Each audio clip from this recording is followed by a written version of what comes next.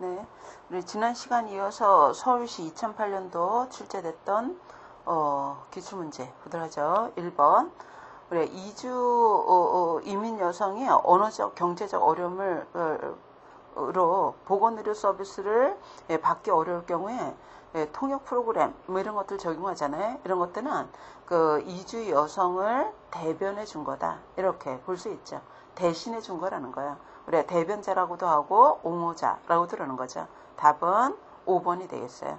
여러분들 대변자하고 변화촉진자하고 요 구분하는 방법은 우리가 주체가 그 행위의 주체가 간호사였으면은 요 옹호자 대변자 역할을 한 거고요.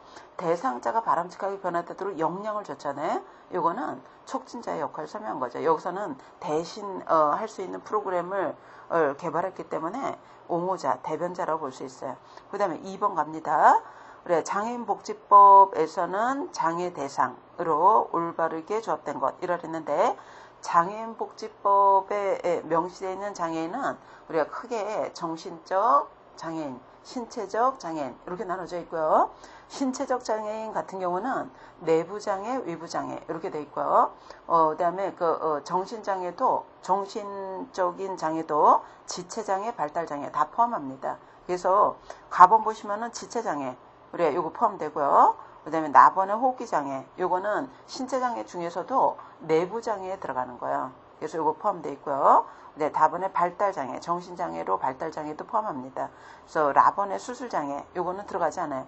여러분들 수술했다고 다 장애가 되는 게 아니라 어떠한 수술로 인해서 일상생활이 되지 않을 경우만 포함을 되는 거예요. 그래서 답은 1번이 되겠어요. 1번.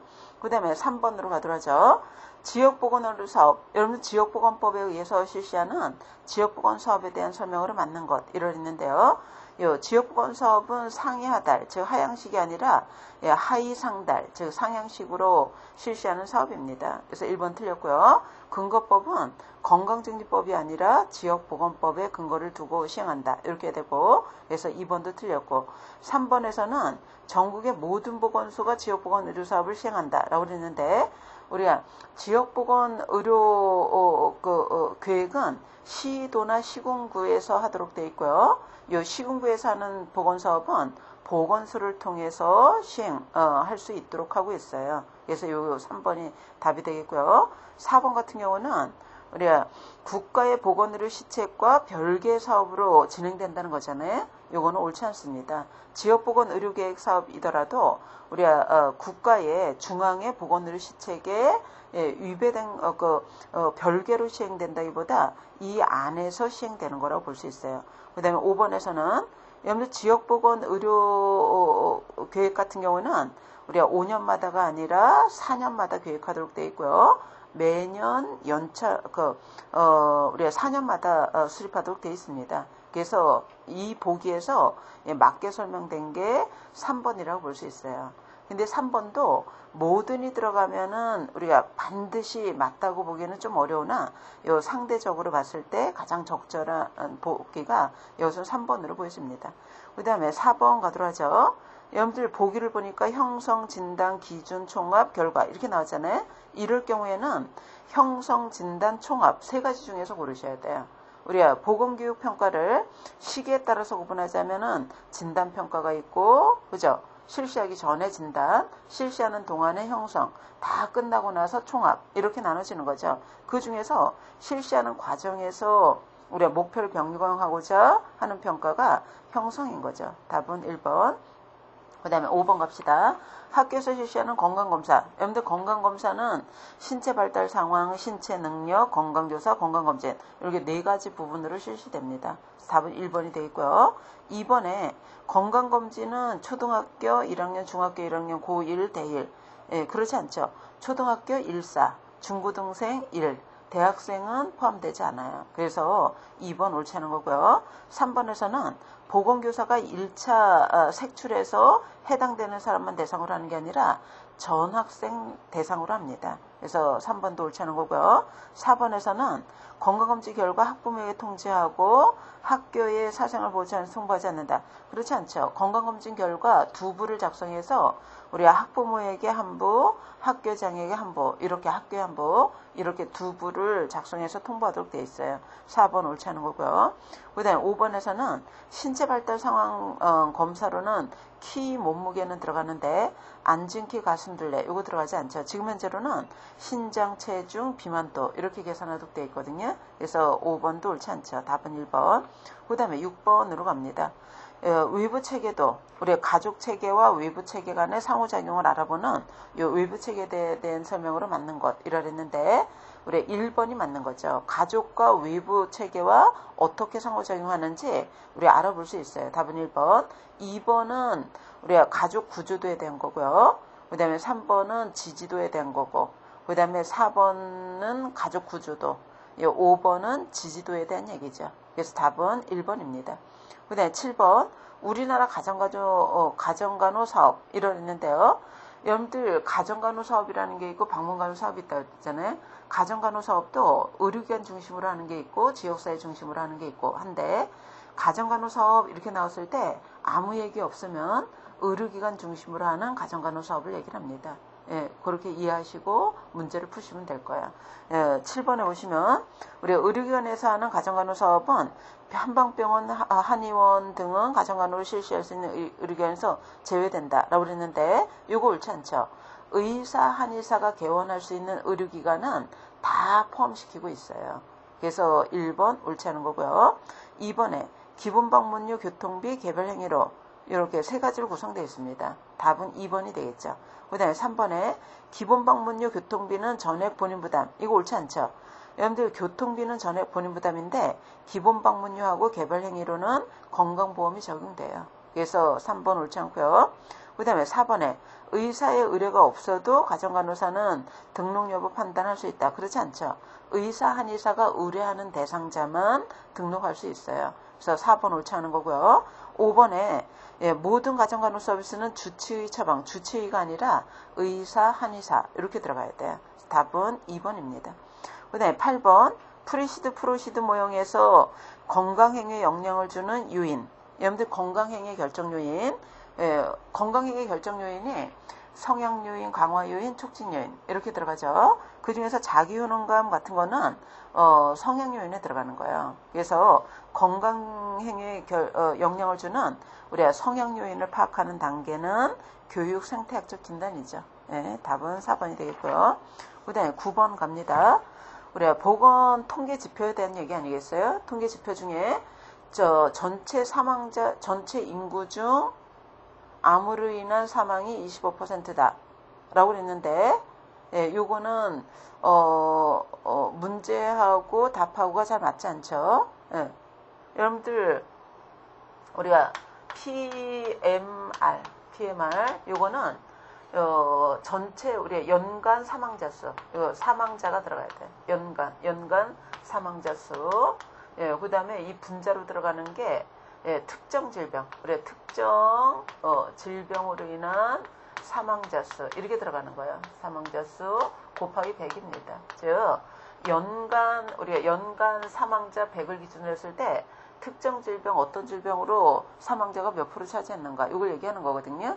예를 들자면은 우리 암으로 인한 사망이 몇 프로, 뇌혈관 질환으로 인한 사망이 몇 퍼센트 이렇게 나타나는 거예요. 그래서 연간 사망자 수분의 특정 질환으로 인한 사망자 수가 차지하는 비중 이라고 해야지 1번이 되는 거예요. 그래서 요거는 1번을 답을 하려면 문제를 전체 인구가 아니라 전체 사망자 수라고 그래야 돼.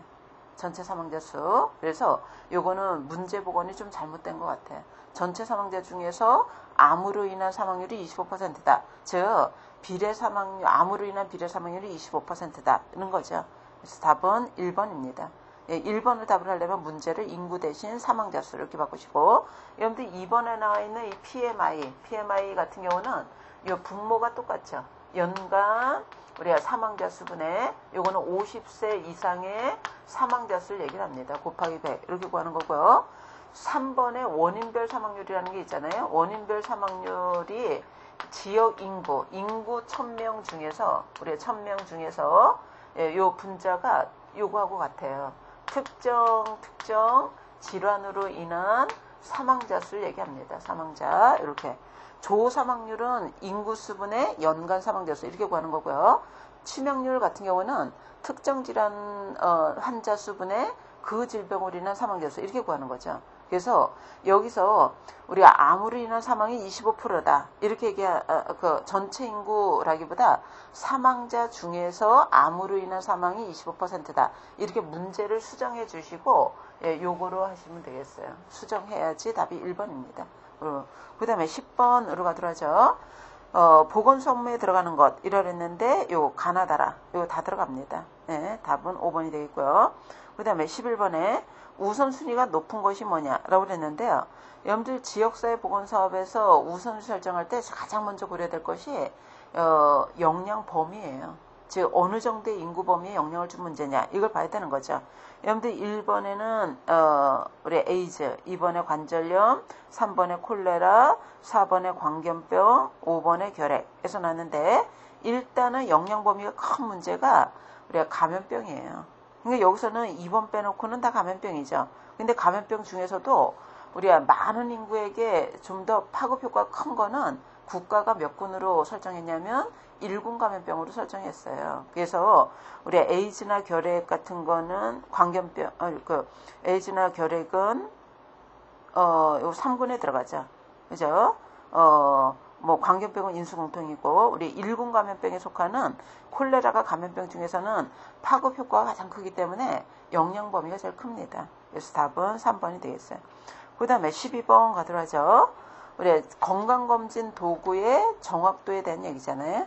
예, 정확도 중에서도 타당도에 대한 얘기입니다. 여러분들 타당도를 알아보는 것이 민감도, 특이도, 양성 예측, 음성 예측 이런 게 있죠. 그 중에서 우리가 지역 인구를 대상으로 해서 2차 검진을 건강검진을 해서 양성으로 나온 대상자 여러분들 질병이 있는지 없는지 몰라도 우리가 건강검진을 먼저 적용을 했을 때 양성자 중에서 2차 확진 검사, 즉 2차 확진 검사는 질병이 있는지 없는지 확진을 내릴 수 있는 거거든요.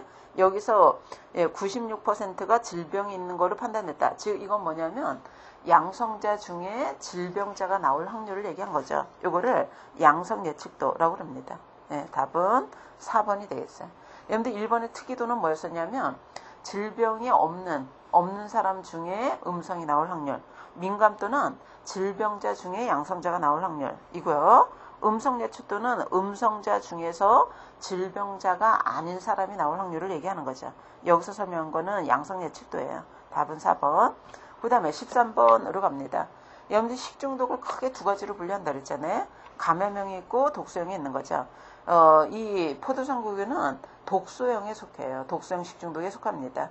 그러면 옳은 것이라 그랬는데 1번에 장염과 발열이 있다. 장염은 맞는데요. 발열은 옳지 않습니다. 이거 왜 그러냐면 여러분들 감염형 독소형 중에서 이게 포도상구균이 독소형이잖아요. 열이 있는 게 감염형이고 열이 없는 게 독소형이에요. 그래서 발열은 없습니다. 1번 틀렸고요.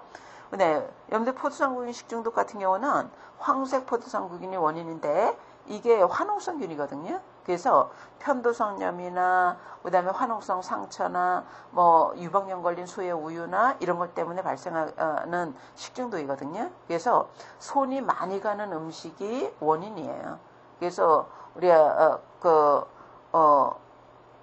유방염 걸린 소의 우유를 가공식품이라던가 손이 많이 가는 뭐 김밥, 떡, 도시락 이런 것들이 주요 원인입니다. 답은 2번이 되겠고요. 네, 3번에 사람과 사람 사이에 전파된다. 식중독은 사람 사이에는 전파되지 않아요. 오염된 음식물을 먹었을 때 걸리는 거죠. 3번 틀렸고 잠복기가 48시간 이내다. 이거 옳지 않죠. 여러분들 감염형 식중독, 세균성 식중독 중에서 포도상 식중독이 잠복기가 제일 짧습니다. 6시간 이내고요. 평균 3시간으로 알려져 있어요. 그래서 4번 틀리고 치사율이 여기서 60% 넘는다고 그랬는데 치사율은 아주 적습니다. 감염병보다 독소형이 치사율이 높긴 하지만 우리가 독소형 중에 치사율이 낮은 게 포도상구균으로 알려져 있기 때문에 5번은 치사율이 높다는 거니까 이건 옳지 않은 거죠. 그 다음에 14번으로 갑시다. 우리가 금연 프로그램을 실시하려고 그런다. 제일 먼저 해야 될 게 뭐냐. 여러분들 이 보기 중에서 제일 먼저 해야 될 것이 3번이겠죠. 요구도 조사하는 것. 예, 그 다음에 해야 될 것이 정체 확인하는 것. 그 다음에 간호사가 다룰 수 있는 문제다. 그랬을 때 목표 설정하고. 예, 그 다음에 목표를 달성하기 위한 내용을 설정할 거고. 그리고 나서 우리 수행 단계에서 우리 팜플렛도 작성하고 홍보도 하고 이런 것을 하는 거죠. 그래서 순서대로 나열하자면 3번, 그 다음에 1번, 2번, 5번, 4번 이런 순위라고 봐야 돼요. 답은 3번입니다. 그 다음에 15번 가도록 하죠. 뉴만의 체계이론에 대한 설명으로 옳게 설명한 것이 뭐냐라고 그랬는데 우리가 뉴만의 체계이론을 빌려서 가족 건강을 설명하자면 이라고 그랬죠. 일단 1, 2, 3이 뉴만의 체계이론에 대한 거고요. 그죠? 1, 3번이 뉴만의 체계이론이고 2번이 일반 체계이론이고 4번은 자가간호 이론이고 그 다음에 5번 같은 경우는 적응 이론을 설명한 거잖아요. 그래서 뉴만의 체계이론이 1, 3번인데 예, 뉴만의 체계이론에서 가족 건강을 잘 표현한 것 이라고 그랬으니까 여러분들 뉴만은 가족 건강을 정상 방어선 중심으로 설명을 했어요. 그래서 예, 3번이 가장 잘 설명한 겁니다. 그 다음에 16번 가도록 하죠. 우리나라에서 2008년도부터 시행되고 있는 노인장기요양보험제도에 대한 얘기잖아요. 우리가 노인장기요양보험제도에 대해서 옳게 조합된 것 이러는데 1번에 국민건강보험 입원 시 자동 노인장기요양보험 서비스를 같이 받게 된다. 이건 옳지 않습니다. 국민건강보험법하고 우리가 노인장기요양보험 서비스는 노인장기요양보험법에 근거하는 거지 건강보험법에 의해서 적용받지 못해요. 그래서 1번 갑은 틀렸고요. 그 다음에 국가가 모든 시설이나 인력을 고용해서 서비스 제공한다. 이것도 옳지 않습니다. 우리나라 같은 경우에는 서비스 제공할 때 우리가 공공기관에서 제공할 수도 있지만 민간기관을 통해서도 제공하고요. 가정에 있는 사람들을 대상으로 해서 재가 서비스도 제공되거든요. 그래서 나번도 옳지 않은 거예요. 그 다음에 다번에 무료로 혜택을 받을 수 있다. 그렇지 않죠. 본인 부담이라는 게 있어요. 시설에 입소하면은 20%, 집에서 이용할 때는 우리 15% 본인 부담입니다. 그래서 4번, 다번도 옳지 않은 거고요. 그 다음에 라번은 잘 맞는 거예요. 65세 이상 노인이거나 65세 미만이더라도 노인성 질환이 있으면 우리가 대상이 될 수 있어요. 그래서 답은 4번이 되는 거예요. 4번. 그 다음에 17번으로 가도록 하죠. 우리 체중, 우리 비만으로 봤을 때 비만을 아예 예방하는 게 1차. 그 다음에 비만을 조기 발견해서 관리받도록 하는 게 2차. 예, 비만 대상자가 정상 체중으로 조절됐을 때 이걸 유지하기 위한 교육을 받았다면 이건 3차로 볼 수 있어요. 답은 3번인 거죠. 그 다음에 18번 봅시다. 근로자 건강검진 결과 근로자를 우리가 몇 개 그룹으로 분류해서 관리하도록 되어 있거든요. 그 중에서 C2. 여러분들 C는 요 관찰자인데 2니까 일반 질병 요 관찰자 이런 뜻이죠. 그래서 C2로 판명을 받았다면 일반 질병을 예방하기 위한 적절한 조치를 취해야 되는 대상자다. 이렇게 볼 수 있어요. 답은 1번인 거죠. 여러분들 2번은 C1을 설명한 거고요. 3번은 D1을 설명한 거고 4번은 D2를 설명한 거고 그 다음에 그죠? 그 5번 같은 경우는 A를 설명한 거예요. 답은 1번입니다. 그 다음에 19번 가도록 하죠. 19번. 우리가 특정 요인 여부에 따른 질병 발생을 설명하는 측정치에 대한 설명으로 옳지 못한 것 이러는데 1번에 기여위험도. 여러분들 기여위험도하고 귀속위험도가 같은 거예요. 기여위험도, 귀속위험도는 요인에 폭로됨으로써 질병에 걸릴 확률. 이거 옳지 않죠? 여러분들 어떤 요인에 폭로됨으로써 질병에 걸릴 확률을 발생률이라고 그래요. 그래서 이거 옳지 않은 거고요. 그 다음에 2번에 폭로군, 비폭로군의 질병 발생률의 차이를 기여위험도라고 그러는 거예요. 그래서 2번은 비교위험도라고 그랬으니까 이것도 틀립니다. 그 다음에 3번에 교차비. 여러분들 교차비는 후양책 조사에서 구한다고 그랬잖아요. 후양책 조사는 환자군, 대조군을 선정을 해서 조사하는데 과거의 위험 요인이 어느 정도 노출됐는가의 차이를 알아보기 위해서 하는 것이 우리가 차이라기보다 예, 환자군과 대조군이 과거의 위험 요인에 우리가 노출됐던 것이 우리가 어느 정도 많은가 적은가 차이라기보다 몇 배 많은가 몇 배 적은가를 알아보려고 그러는 거예요. 그래서 이것도 차이라고 얘기하면 틀려요. 우리가 그 환자군 대조군이 위험 요인에 우리가 어느 정도 몇 배 높은가 몇 배 낮은가 요걸 얘기하는 거죠. 그래서 교차비는 우리가 비교 위험도를 추정해 보는 방법이거든요. 그래서 이것도 옳지 않고요. 예, 그 다음에 4번에 상대 위험비가 1에 가까울수록 위험 요인의 영향 요인이 크다. 틀렸죠. 예, 영향 요인이 적다. 이렇게 얘기해야 되고요.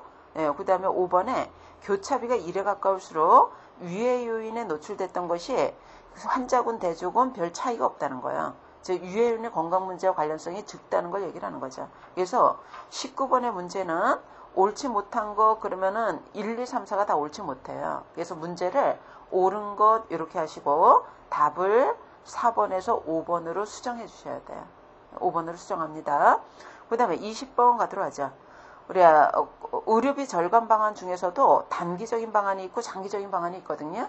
단기적인 방안은 수요자나 공급자를 직접 국가가 통제하는 거예요. 예, 그 다음에 장기적인 방안 같은 경우는 국가가 제도를 바꿔나가는 겁니다.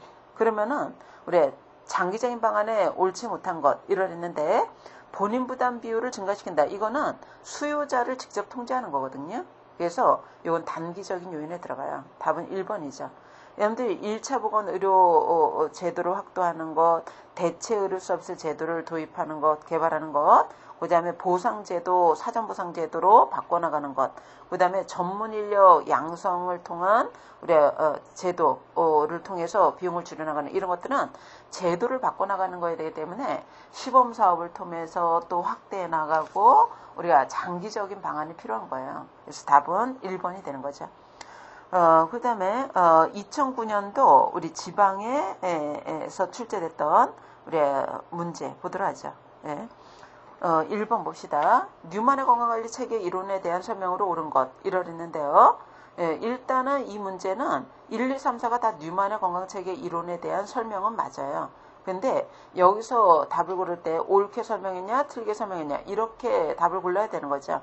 예, 1번에서는 스트레스원이 정상 방어선에 침범하지 못하도록 완충 역할, 이건 저항선이 아니라 유형 방어선에 대한 설명이고요. 2번에 생존을 위한 필수 구조로 세계 방어선을 둘러싸여 있다. 기본 구조를 설명한 거죠. 답은 2번. 그 다음에 3번은 우리 그 유형 방어선 강화는 2차. 그렇지 않죠. 1차 예방에 해당되는 거고요. 그 다음에 4번에 기본 구조 가장 가까이서 스트레스원에 대해서 저항력을 갖고 있다. 정상 방어선이 아니라 저항선에 대한 설명입니다. 답은 2번이 되겠죠. 그 다음에 2번 갑시다. 우리나라에서 최초로 방문간호 사업한 사람이 누구냐? 우리가 로선복이라는 우리가 선교사에 의해서 태화복지관에서, 지금으로 따지면 태화복지관이고 이 당시는 태화여자관이죠. 여기서 실시가 됐어요. 답은 3번이 되겠죠. 여러분들 1번의 릴리안 알드 같은 경우는 미국에서 우리가 방문간호 사업 실시한 사람이고요. 예, 사업소를 통해서 사업을 실시했고 수가를 수가하에서 우리가 수가를 지불받으면서 시행했다는 것. 네, 폐배는 우리가 기록된 그 최초의 지역사회 간호사 윌리엄 라스부는 영국의 보건소에서 최초로 우리가 방문간호 사업한 사람입니다. 답은 3번이 되겠죠. 그 다음에 3번 가도록 하죠. 진료비 지불제도에 대해서 옳게 설명한 것이 뭐냐라고 그랬는데 1번의 봉급제. 봉급제는 봉급으로만 진료비를 지불하는 거잖아요. 그래서 공공기관에서 실시하는 의사에게 지불하는 방식인데요. 우리가 봉급으로만 지불되면 딱 정해진 대로만 진료하겠죠. 그래서 형식적 진료를 막고가 아니라 형식적 진료를 할 수 있다는 것. 거기다 개별적 의료 제공이 가능하다가 아니라 우리가 딱 개별적으로 서비스를 제공하는 것보다 봉급제로 하면은 딱 형식화돼서 관료적으로 우리가 수행을 하겠죠. 그래서 1번 틀렸고요. 그 다음에 2번에 포괄수가제. 포괄수가제는 의사의 수입이 안정이 아니라 줍니다. 수입이 감소한다는 것. 그리고 우리가 딱 정해진 만큼만 수가가 제공되기 때문에 자율성이 우리가 제한될 수 있어요. 그래서 2번도 옳지 않은 거죠. 그 다음에 3번에 인두제 같은 경우는 담당하고 있는 사람 수에 따라서만 보상하기 때문에 우리가 고도의 과학기술로 고급 의료기술 개발이 기여한다. 그렇지 않죠. 사람 머리수에 따라서만 보상하기 때문에 우리가 포괄적으로 서비스를 제공하되 예방 위주로 보통 제공하게 돼요. 그래서 고도의 과학기술, 의료기술 개발, 요거는 옳지 않습니다. 그 다음에 4번에 우리가 행위당 숙하제는 사후수가 아니겠어요? 의사의 재량권이 높다는 것. 예방보단 치료 위주로 제공된다. 요건 잘 설명한 겁니다. 답은 4번이 되겠어요. 그 다음에 4번 가더라죠. 우리나라 보건행정체계. 여러분들 우리나라 보건의료제도에 대한 설명으로 옳지 않은 것 이라는 거죠. 옳지 않은 것 이러랬는데 우리나라 보건의료기관은 우리나라는 자유방위명이잖아요. 자유방위명이기 때문에 정부가 주관하는 게 아니라 우리가 민간이 대부분 민간 위주로 시행되고 우리가 공공기관은 이를 보완하는 정도의 성격을 갖고 있으면서 자유방위명이다 보니까 정부의 간섭과 통제력이 최대화가 아니라 아주 제한적으로만 최소화돼서 우리가 통제하고 있습니다. 그래서 1번에서는 우리가 정부가 주관 이것도 틀렸고 간섭과 통제력 최대화 이것도 틀린 거죠. 그래서 답은 1번이에요. 나머지는 여러분들 우리나라는 자유방위이기 때문에 민간이 많거든요. 그래서 민간으로 인해서 과도한 경쟁이 있고 그에 따라서 합리적 기능 분담이 어렵고요. 그다음에 공공간에도 독자적으로 운영체계를 갖고 있지 못하고 공공과 민간 간의 협조도 잘 안 되고 있어요. 그래서 답은 1번입니다. 그다음에 5번 가도록 하죠. 여러분들 금연 프로그램 적용할 때 우리가 금연 단계를 어떻게 구분할 수 있냐면 우리가 금연 단계를 계획 전 요거는 우리가 금연에 대한 생각이 전혀 없는 시기를 얘기를 하는 거예요. 그 다음에 계획 단계 요거는 우리가 6개월 이내예요. 6개월 이내에 금연할 것을 고려하는 단계. 그 다음에 준비 단계. 우리가 준비 단계는 1개월 이내에 금연할 것을 계획하고 있는 단계를 얘기하는 거고요. 그 다음에 행동 단계. 요 행동 단계는 우리가 금연 시작한 지 1개월 지난 사람을 얘기를 하는 거고요. 그 다음에 유지 단계라는 것은 우리가 금연을 시작한 지 요거는 1개월 이내에 시작할 것을 고려하는 거고, 요 행동은 금연 시작 후 1개월 이내를 얘기를 합니다. 유지 단계는 1개월 이후를 얘기하는 거예요. 유지되는 단계. 그래서 5단계로 구분하고요. 금연 프로그램 적용할 때 이 단계별로 다 프로그램이 필요한 거예요. 그 중에서도 우리가 금연 시기를 구체적으로 설정하고 금연 계획을 하고 서약서 작성하고 대처법에 대해서 방법, 자신감 강화 요거는 요 준비 단계에서 우리가 필요한 활동을 쭉 설명한 거예요. 그래서 답은 여기서는 우리가 준비 단계가 3번인 거죠. 3번. 그 다음에 6번으로 갑니다. 보건소 관장 업무에 대해서 옳지 않은 것 이러했는데 여기서는 4번이죠. 의료인에 대한 보수교육은 그 의료인 전문 단체에서 실시하도록 되어 있어요. 보건소 업무에 포함되지 않죠. 그래서 답은 4번이 되겠고요. 그 다음에 7번에 가정 방문하려고 그런다. 여러분들 가정 방문 갈 때 여러 가정을 방문해야 된다면 다른 가정에게 미치는 영향을 최소화시키기 위해서 전염병은 맨 나중에, 그 다음에 취약 대상이 있는 가정은 맨 먼저 이렇게 들어가야 되는 거예요. 그래서 이 보기에서 가장 취약 대상이 누구냐? 신생아가 있는 가정. 그 다음이 임산부가 있는 가정. 이라고 볼 수 있고요. 그 다음에 그 감염병이 있으면 맨 뒤로 가야 된다 그랬잖아요. 결핵 환자가 맨 나중으로 가야 되고, 그 전에 이제 당뇨 환자 들어가겠죠. 그래서 순서대로 나열하면 디귿, 기역, 리을, 니은 이런 순으로 방문합니다. 답은 3번이 되겠어요. 앞쪽으로는 신생아, 영아, 모성 이렇게 들어가면 되고요. 뒤쪽으로는 우리 감염병이 들어가면 되는데 감염병이 여러 개가 나왔다. 1군 감염병을 맨 뒤로 놓으면 되는 거예요. 왜냐하면 파급 효과가 크니까. 그래서 답은 어쨌든 이 보기에서는 3번이 잘 연결된 거죠. 그 다음에 8번으로 갑니다. 여러분들 수단으로 가정방문이라는 수단이 있고 건강관리실이라는 수단이 있잖아요. 대비적인 성격을 갖고 있다고 그랬죠. 가정방문이라는 수단의 장점으로 옳은 것 이라고 그랬는데 우리 가정방문은 가서 서비스를 제공하는 거고, 건강클리닉은 대상자가 와서 서비스를 받도록 하는 수단이잖아요. 가정방문의 장점은 내소할 수 없는, 우리 건강할 시절에 올 수 없는 대상자에게 간호를 제공할 수 있죠. 답은 1번이 되겠고요. 나머지는 우리가 비슷한 문제 갖고 있는 사람 경험 나눌 수 있다. 간호사의 시간 비용을 줄일 수 있다. 그 다음에 특수상담이나 의뢰를 즉각적으로 할 수 있다. 이건 건강관리실에 대한 얘기예요. 그래서 답은 1번입니다. 그 다음에 9번 가도록 하죠. 진수기. 여러분들 가족발달 단계 중에서 진수기라는 것은 구성원들이 집을 떠나가는 단계입니다. 우리가 떠나가는 시기를 진수기라고 그러는 거죠. 그러면은 요 진수기의 발달 가업으로 옳은 것이라고 그랬는데요. 옳은 것은 우리가 자녀의 출가에 따른 부모의 역할 적응.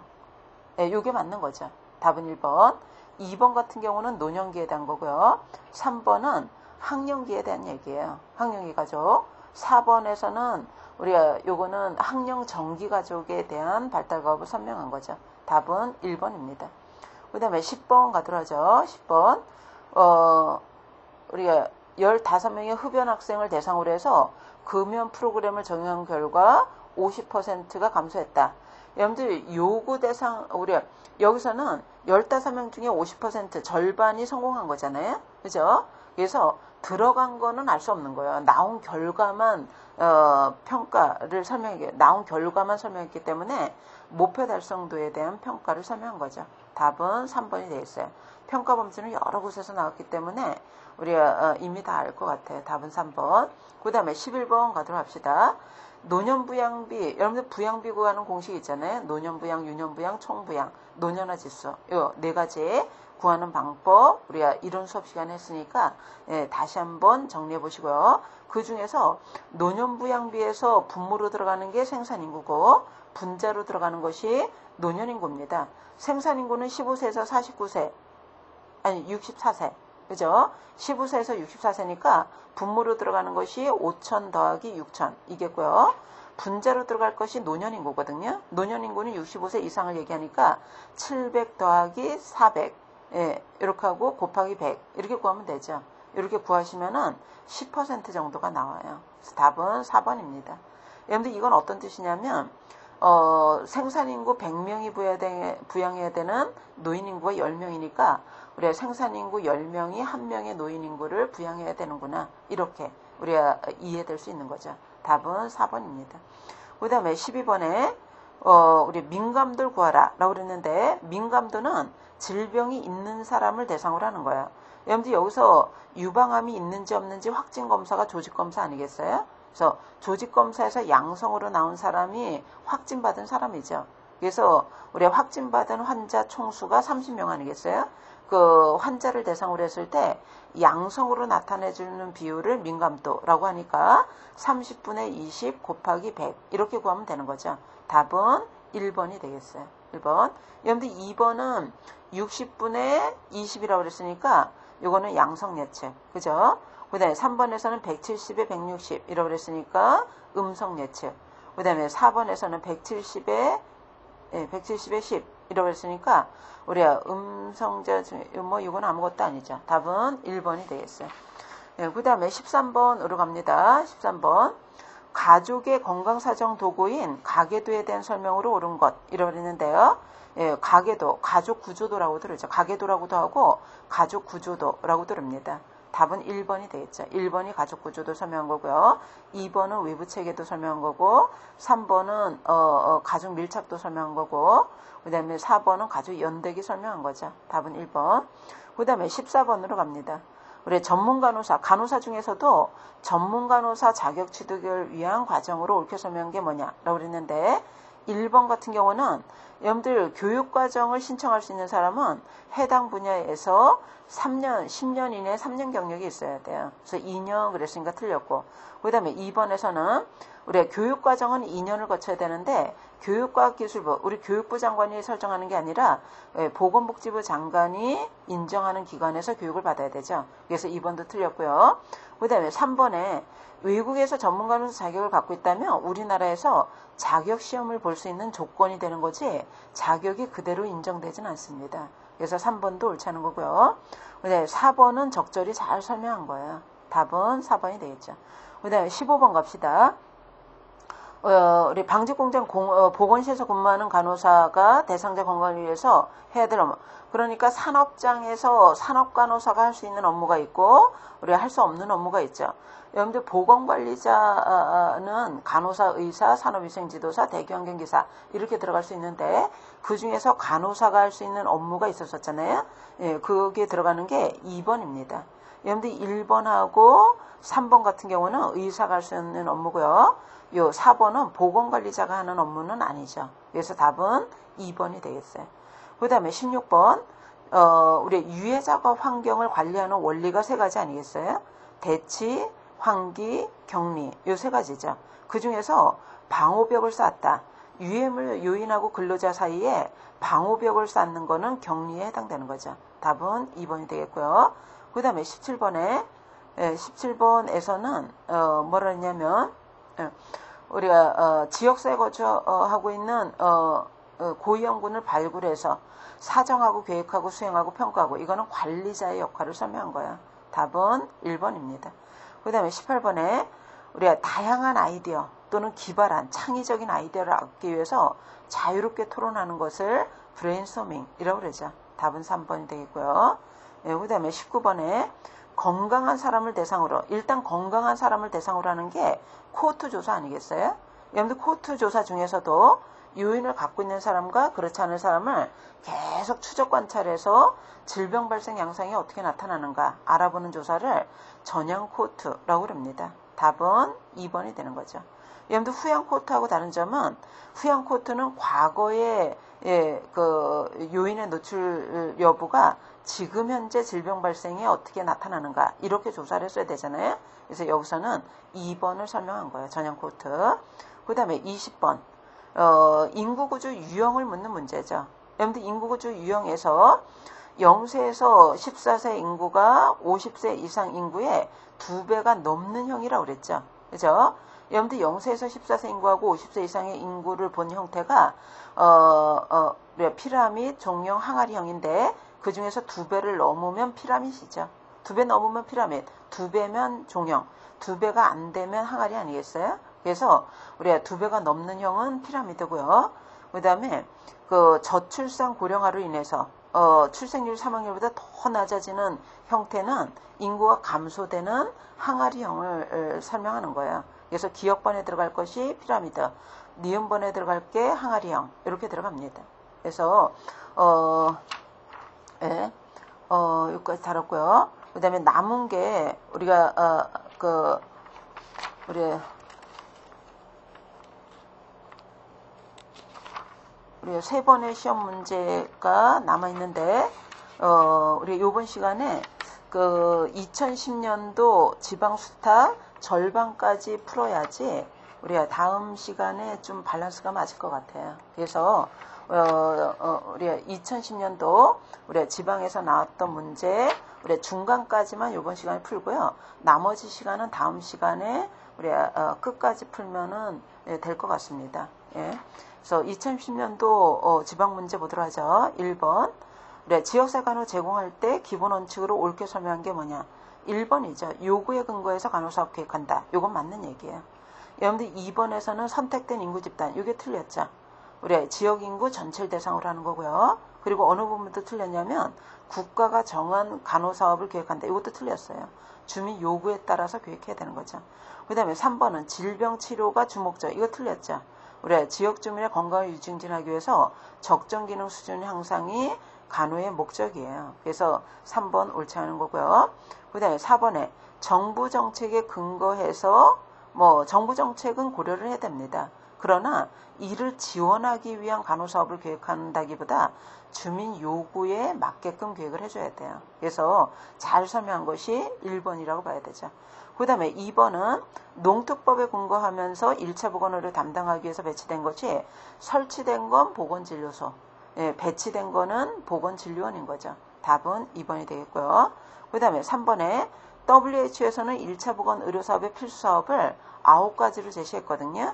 여기에 포함되지 않는 건 1번입니다.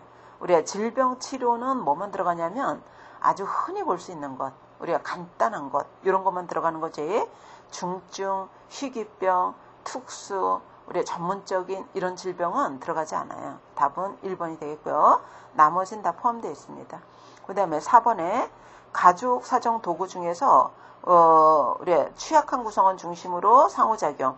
우리 요거는 지지도에 대한 얘기야. 취약한 구성원 중심으로 우리가 가족의 어떤 지지를 받을 수 있는가, 지지 상태가 어떤가, 이런 상호작용을 알아볼 수 있는 게 4번인 거죠.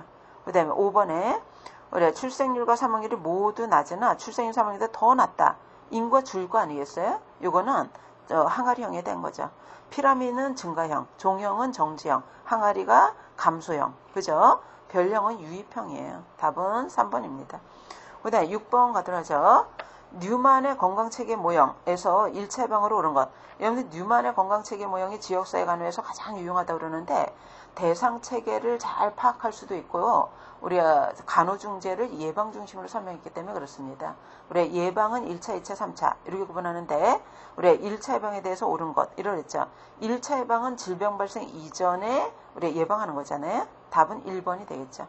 여러분들 2번은 자가간호교육이라 그랬으니까 3차, 그죠? 지속적으로 관리하도록 하는 거죠.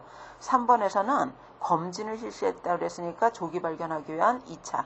그 다음에 4번에서는 우리 4번은 자가조절 천식 프로그램, 이것도 지속적으로 관리하도록 교육하는 거니까 3차쯤에 해당되는 거예요. 그 다음에 7번으로 갑니다. 국민 의료비 증가에 대한 대책으로 옳은 것 이러랬죠. 예, 의료비. 여러분들 의료비 증가에 대한 대책으로 옳지 않은 것, 의료비 억제 방법으로 옳지 않은 것 이런 뜻이거든요. 우리가 의료비를 억제할 수 있는 방법은 본인 부담금을 적용하면 꼭 필요한 거 아니면 이용하지 않겠죠. 감소 요인이 되겠고요. 수요자를 감소시킬 수 있겠고.